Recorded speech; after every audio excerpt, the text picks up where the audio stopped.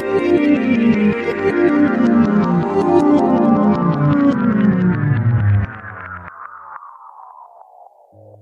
Friends, welcome to AB studio. और आज हम लोग देखेंगे अजबे लोग के गजबे किस्सा का सबसे पहला वीडियो।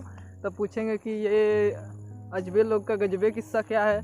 तो मैं बता दूं कि अब मैंने अपने पहले के वीडियोस में आप लोगों से अपने लाइफ से रिलेटेड कोई कहानी मांगा था, तो उसी को ध्यान में रखते हुए मुझे एक कहानी भेजा है जो कि दुमका ज़िले के रहने वाले हैं। उनका नाम है अमन।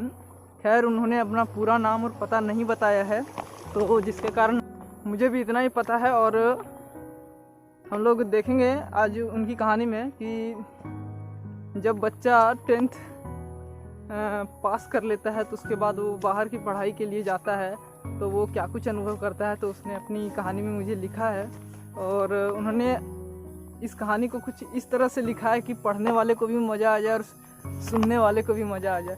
खैर, मैं इस कहानी को अच्छे तरीके से बताने का यथासंभव कोशिश करूँगा, लेकिन मुझे जहाँ तक लग रहा है कि वो कुछ इस तरह से लिखे हैं कि लगेगा कहानी में भटकाव हो रहा है।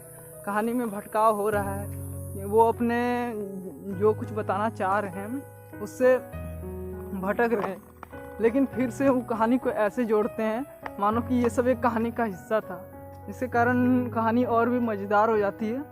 तो हम लोग कहानी को शुरू करते हैं। चूँकि उन्होंने मुझे मेल किया था और मैं वहीं से इस कहानी को उठा रहा हूँ, तो कहानी को आगे बढ़ाते हैं। वीडियो में बने रहिए और देखिए बिना स्किप किए हुए, ताकि आपको समझ में आए कि वीडियो में क्या कुछ हो रहा है, उसकी कहानी में क्या कुछ हो रहा है, उन्होंने क्या कुछ अनुभव किया। इसलिए तो हम लोग अब कहानी को आगे बढ़ाते हैं और देखते हैं कि उन्होंने क्या लिखा है।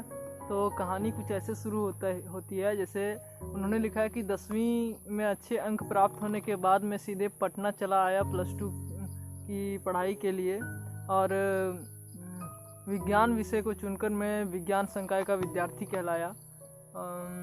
हालांकि 10वीं के बाद की कक्षाएं थोड़ी कठिन होती है, ये तो मुझे पता था, खासकर विज्ञान।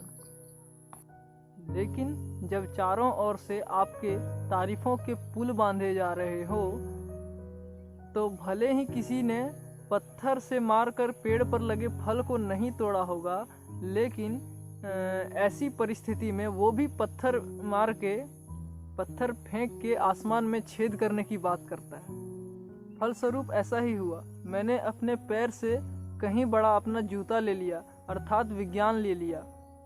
आपको पता नहीं, शायद मेरी उम्र अभी 22 साल है, और यह बात आज से लगभग 7 वर्ष पहले की है, जब मैं 10वीं पास किया था।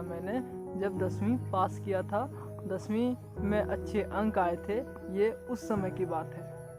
खैर, ये 7 वर्ष का जो समय अंतराल है ये बहुत ज़्यादा तो नहीं है, लेकिन हम जब भी समय में पीछे जाएंगे तो पाएंगे कि जितना सच आप यह मानते हैं कि सूर्य गोल है, उतना ही सच ये है कि इस 7 साल के अंतराल में लोगों को पहले लगता था कि विज्ञान लेने से लोगों में थोड़ी इज्जत बढ़ जाती है।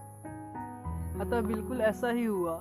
लोगों में, खास तौर पर मेरे रिश्तेदारों में, मेरी थोड़ी और इज्जत बढ़ गई, मेरा थोड़ा और सम्मान बढ़ गया। जो लोग मुझे अब बच्चा समझ रहे थे, उन्होंने मुझे अपने बच्चे के से 2 इंच ऊपर समझना शुरू कर दिया। माफ़ कीजिएगा, मैं ऐसा नहीं कह रहा, उन्होंने ऐसा मुझे लिख के भेजा हुआ है, जो कि मैं पढ़ के बस सुना रहा हूँ। थोड़ा और किस लिए बढ़ गया वो भी बता देता हूँ। उन्होंने आगे लिखा है, थोड़ा और किस लिए बढ़ गया वो बता देता हूँ। क्योंकि मैंने 10वीं में अच्छे अंक प्राप्त किए थे, इसलिए थोड़ा बढ़ा था, और चूँकि मैंने विज्ञान ले लिया, उससे थोड़ा और बढ़ गया। ये सब तो बाहर की बात है। अरे मैं पूछता हूँ, अच्छे अंक लाने से किसके परिवार वाले खुश नहीं होते? भाई, तुम्हारे भी होते हैं, हमारे भी हुए, ऐसा उन्होंने लिखा है। तुम्हारे भी होते हैं, हमारे भी हुए, और ये तो भारतीयों में एक पत्थर की लकीर है जो कभी नहीं बदल सकती। मैं बताता हूँ वो कौन सी लकीर है। अगर दूसरे का बेटा ज़्यादा अंक ले आए तो अपना वाला की तो कोई पूछ ही नहीं है, अपना वाला तो बेवकूफ़ है।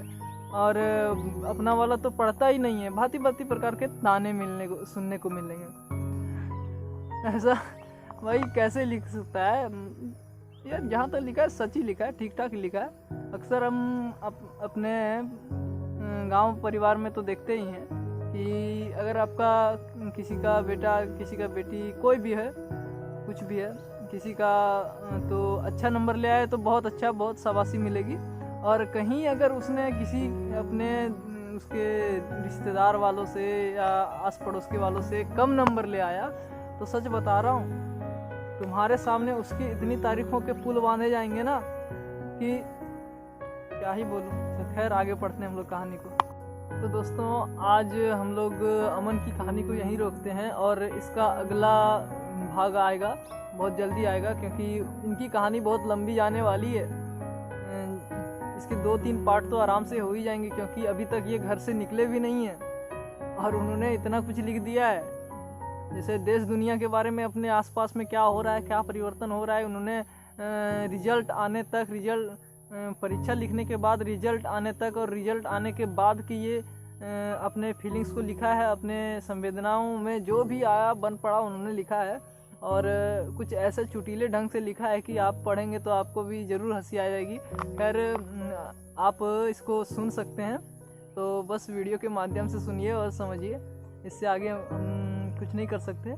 तो आज के वीडियो में इतना ही। तो आगे मैं बताना चाहता हूँ कि अगर आपको आज की कहानी, मतलब अभी तक जो भी आपने सुना, वो अच्छी लगे तो कमेंट बॉक्स में मुझे सपोर्ट कर सकते हैं, वीडियो को लाइक कर सकते हैं। और सबसे पहली बात तो कि कहानी में जो उदाहरण देखने को मिले, जैसे अमन जी ने कुछ ऐसे उदाहरण दिए हैं कि मैंने अपने पैर से बड़ा जूता ले लिया, अर्थात विज्ञान ले लिया। मतलब आप समझ ही चुके होंगे कि इसका मतलब क्या है। फिर भी देखते हैं आगे हम लोग क्या होता है। मैं एक बार फिर से आपसे रिक्वेस्ट करना चाहूँगा कि अगर कहानी में उपयोग होने वाले उदाहरण, जैसे कि आसमान में छेद करना, पैर से बड़ा जूता लेना, और आसपास के लोगों में अपने से अधिक कोई नंबर ले आए, अंक ले आए तो उसकी कैसे तारीफ़ होना, अगर कोई कम नंबर ले आए तो उसकी कैसे तारीफ़ होना। तो अगर आप लोग को ये सब लगता है कि अगर आपके साथ भी ऐसा हुआ है तो वीडियो को ज़रूर से लाइक कर दें। और अगर आपके साथ ऐसा हुआ है कि अगर आपके अधिक अंक आए हों या कम अंक आए हों और आपको किसी ने ताना दिया हो या किसी ने इस प्रकार से तारीफ़ की हो कि वो देखने योग्य हो, तो कमेंट बॉक्स में यस लिख के मुझे सपोर्ट कर सकते हैं। और आगे हम देखते हैं कि अभी तक अमन बाबू अभी तक पटना नहीं पहुँचे हैं। पता नहीं पटना पहुँचने के बाद वो क्या कुछ करने वाले हैं, क्योंकि अभी से इनकी मनसा कुछ ठीक नहीं लग रही है। खैर उन्होंने अभी पटना पहुंचने से पहले उन्होंने अपने आसपास के बदलाव को हमें दिखा दिया है कि क्या हो रहा है उनके जीवन में। अब हम लोग इनकी आगे की कहानी को भाग 2 में देखेंगे। तो अगर आपको ये भाग 1 अच्छा लगा, खैर मुझे नहीं लगता कि ख़राब होगा, क्योंकि ये अभी पहली वीडियो थी अजबे लोग के गजबे किस्सा की। तो अगर आप भी चाहते हैं कि आपकी भी कहानी कुछ ऐसी है या कोई भी इस तरह की यादगार है, तो मुझे लिख के भेज सकते हैं मेरे ईमेल एड्रेस पर, जो कि स्क्रीन पे लिखा हुआ आ रहा है। आप मुझे हाथ से लिखा हुआ कोई फ़ोटो खींच के भी भेज सकते हैं मेरे ईमेल एड्रेस पर। मैं उसका स्वागत करूंगा, आपके ईमेल का।